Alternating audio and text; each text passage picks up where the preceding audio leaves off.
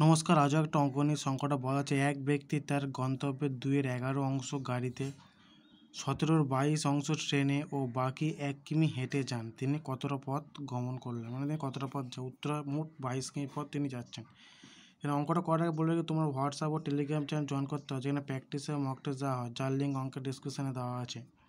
তো অঙ্কটা কিন্তু ধরে নিচ্ছে আমরা মোট অংশ মোট, তো এখানে অংশ বলে দিয়েছে আর 1টা কিমি বলে দিয়েছে। তো দুটো আমরা অংশ জানি আর 1টা কিমি জানি, তারা ধরে নিচ্ছে মোট অংশ 1। এটা ধরে না মোট পুরোটা 1 অংশ আর কাজ মানে পদ আছে। তাহলে মোট তাহলে কত গেছে 2/11 ও 17/22, এই দুটো অংশ যোগ করে 1 বিয়োগ করলে তাহলে এই 1 কিমি পথ, মানে যে অংশ বকে থাকবে সেইটা বাকি থাকবে, সেইটা সমান সমান 1 কিমি পথ। সেরকম 1 - 2/11/17/22, তো 1 - 4/17, 22 লসাগু, 11/22 লসাগু, 11 × 2 = 22, 2 × 4 1, 17 × 17। তাহলে 1 - 21 17, 17 আর 4 যোগ করলে 21/22। তাহলে 1 - 22 থেকে 21 বিয়োগ করলে 1/22, তাহলে 1/22 অংশ পড়ে আছে।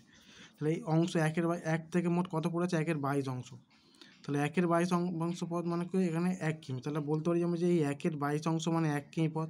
তাহলে 1 অংশ মানে কত? 1/1/22 উল্টে যাবে। এই 1/1/22 উল্টে গেলে কি হবে? 22-এর 1 হবে।